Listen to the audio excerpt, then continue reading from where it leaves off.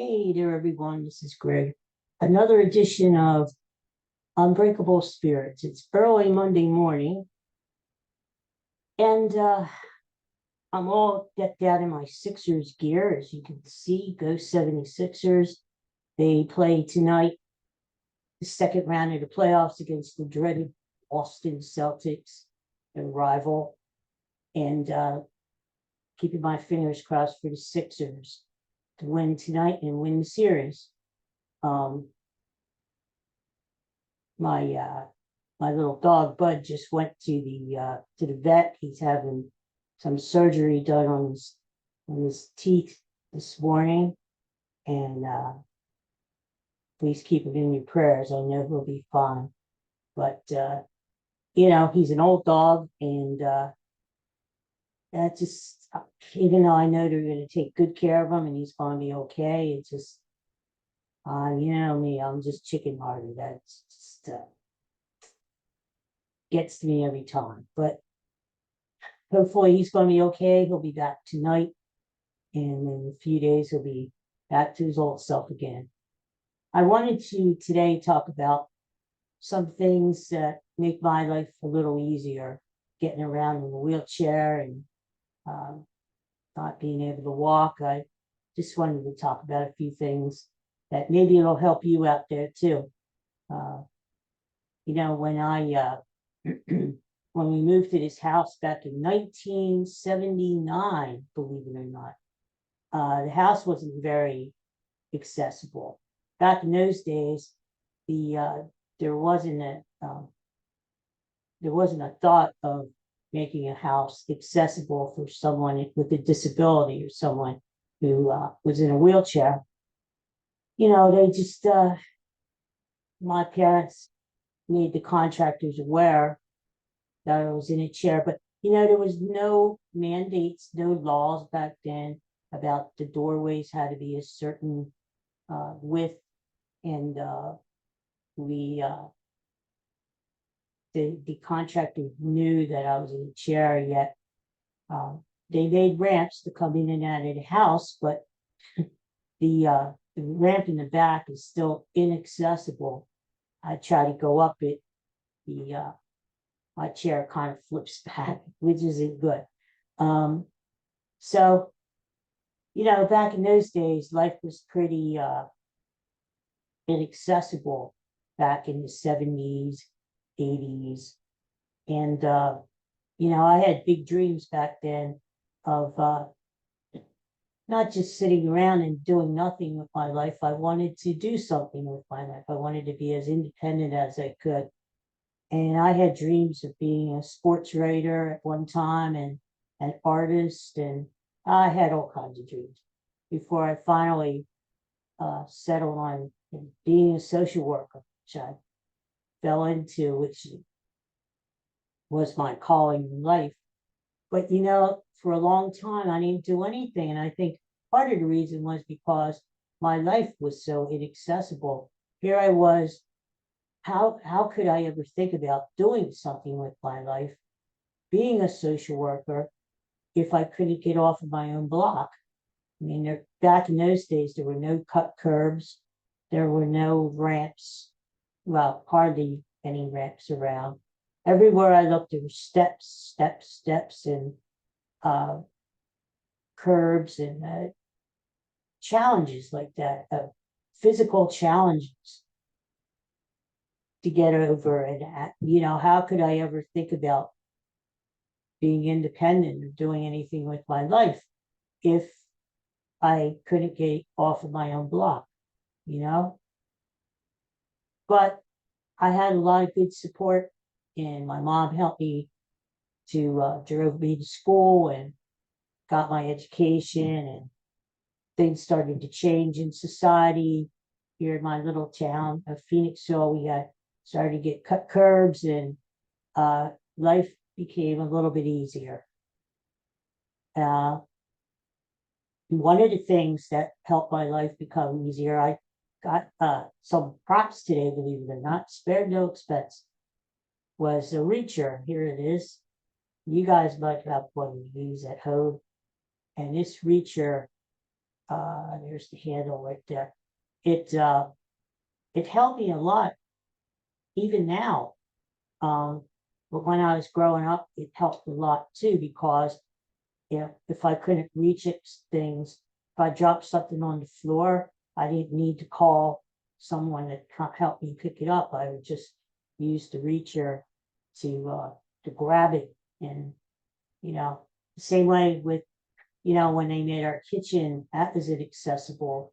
Cabinets were too high, so the reacher came in handy to grab things that I weren't accessible. And so you'd be surprised with this little thing how valuable it was.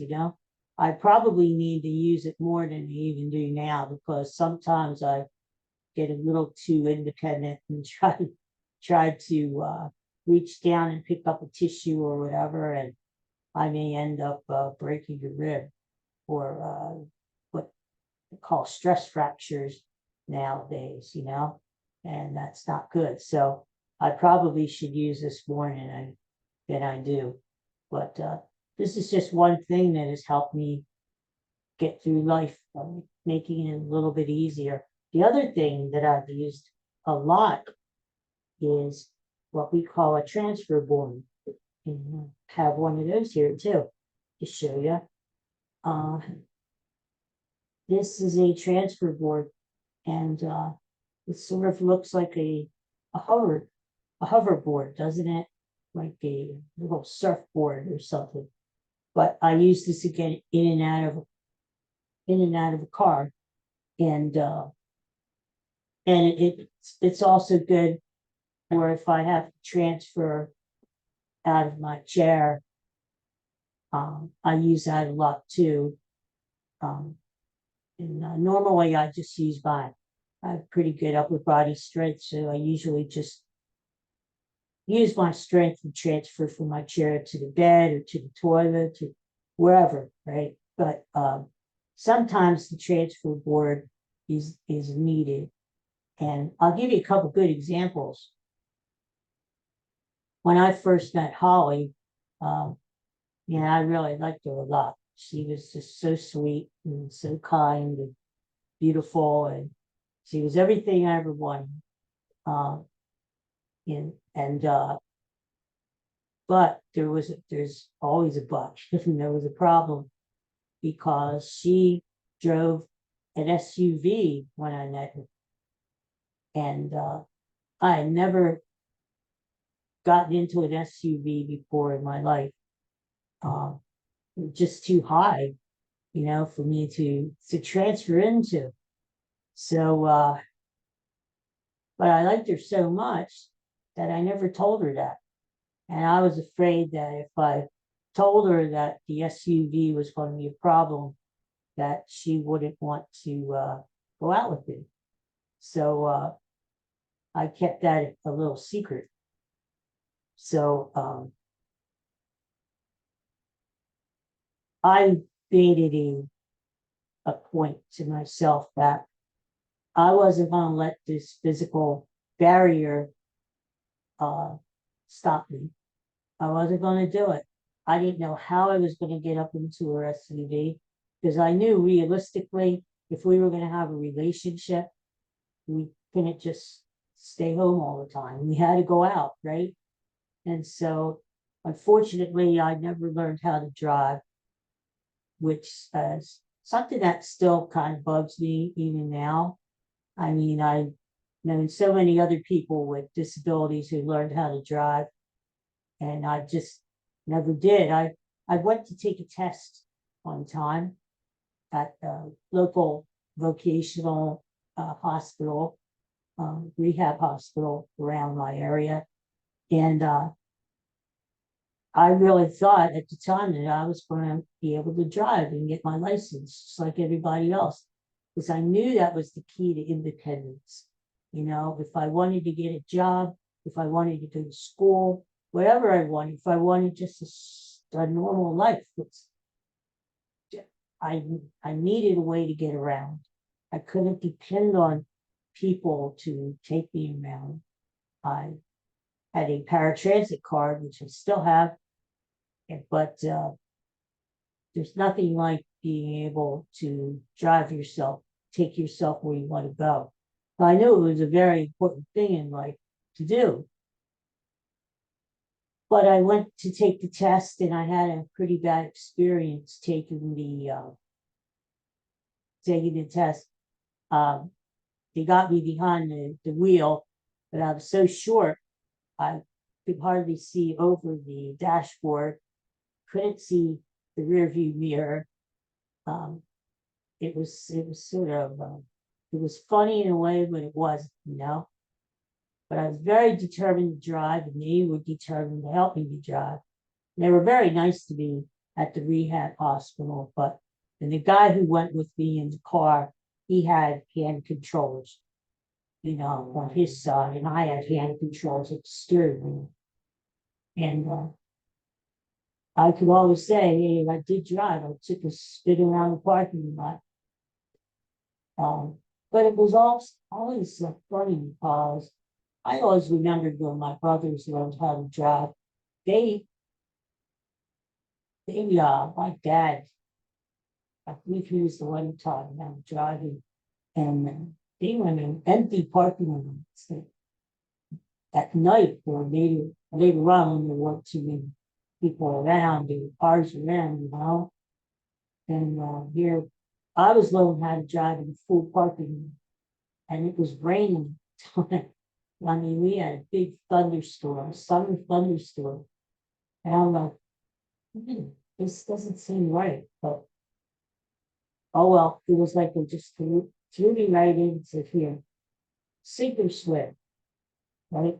And I guess that's a good thing in a way. But I was sort of that turned me off for driving, and I almost hit a few cars in the parking lot.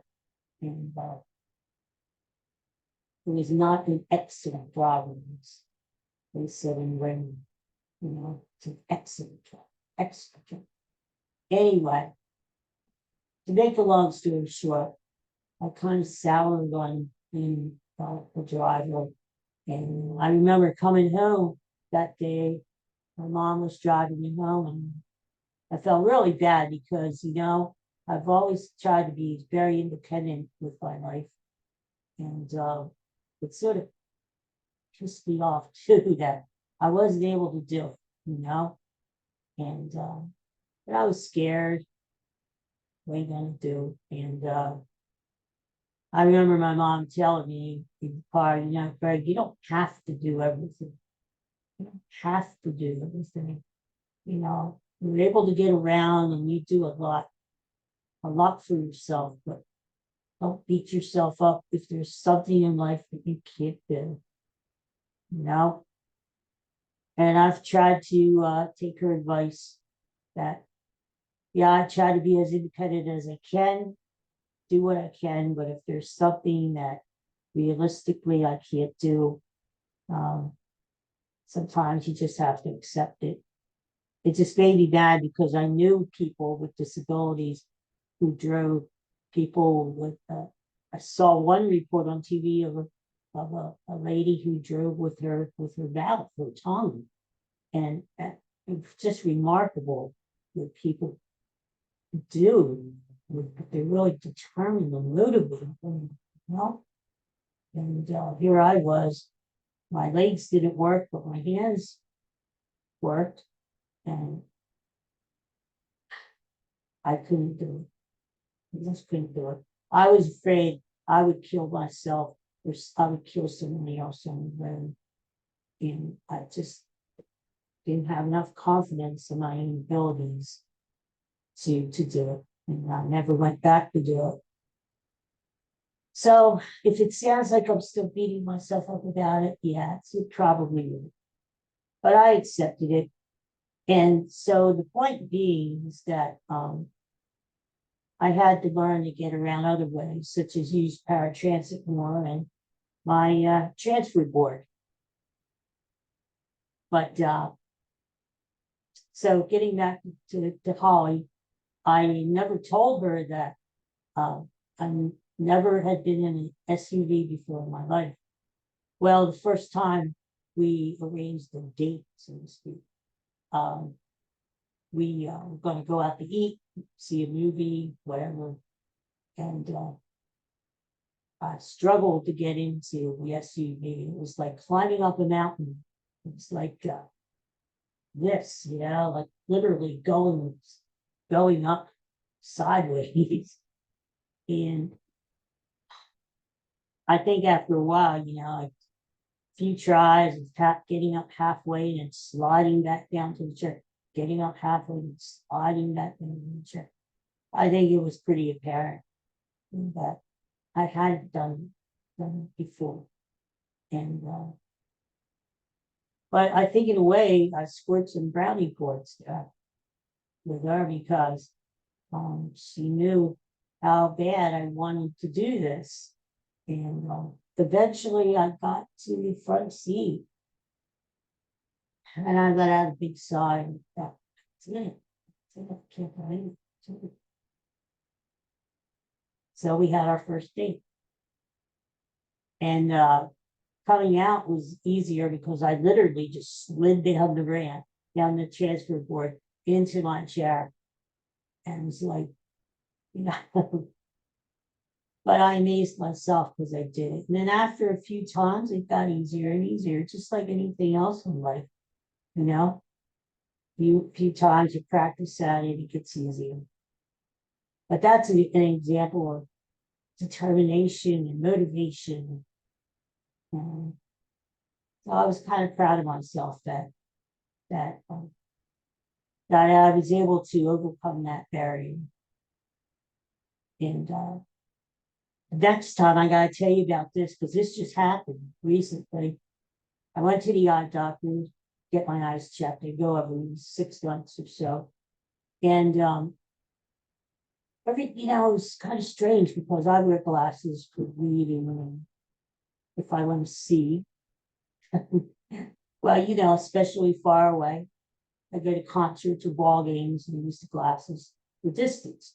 Well, anyway, I always wondered why, even with the glasses, things were still not as sharp, not as crisp as they should be. And because I struggled to get eye exams because my chair is so low that I couldn't really reach up, to get my chin in that little thing so you could look through the window, so you could read the stupid letters up there, Z, K, D. Anyway, SHIT. No, just kidding. Anyway, so my eye doctor was really cool guy, very nice guy. But he did the best he could to get the prescription, But it wasn't just right. Well, what happened this last time I went, he came up with a brilliant idea. It was Holly, maybe it was the doctor, I don't know, it wasn't me. That he has a chair right in his little office there.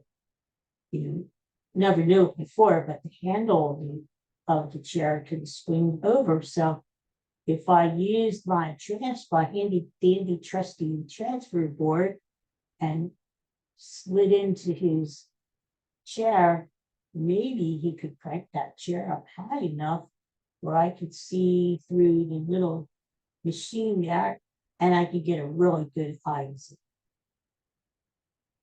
Well, guess what? I tried it and it was hard. It was hard. Maybe not as hard as trying to get into Holly's SUV, but it was hard. It was a challenge to get into his chair, even with the transfer board. But I did it, and I got a really good eye exam, and you'd be surprised.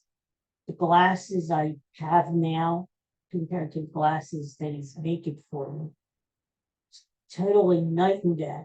I was able to read all those little letters, and so I can't wait to get my new glasses back, hopefully sometime this week. But that's an example right there that the transfer board came in handy again, served me well. So I guess it's an example to me too, as it is to maybe to everyone, that if you keep trying, if you don't give up in life, if you just keep trying, if you have the motivation, if you have the will, if you are determined enough and persistent, that you could do just about anything. you know, just don't give up. So that's my little spiel for today. I hope everybody has a good day. And the sun is finally coming out here. We had a whole weekend of rain, which we needed, but now it's time for some sunshine. And I hope you guys have a little sunshine in your life too. Here Comes the Sun, my favorite song of all time. Not only my favorite Beatles song, my favorite song of all time. You know, and I was thinking about putting a little music to this podcast. Maybe Here Comes the Sun as I come in and fade away at the end. But then I heard about the copywriting and royalties, and I don't have enough money to pay the Beatles to use the song. So there you go. But it is one of my favorite songs. So I hope you guys have a great day. Go Sixers tonight and during the series. And I'll talk to you guys again sometime soon. Bye for now.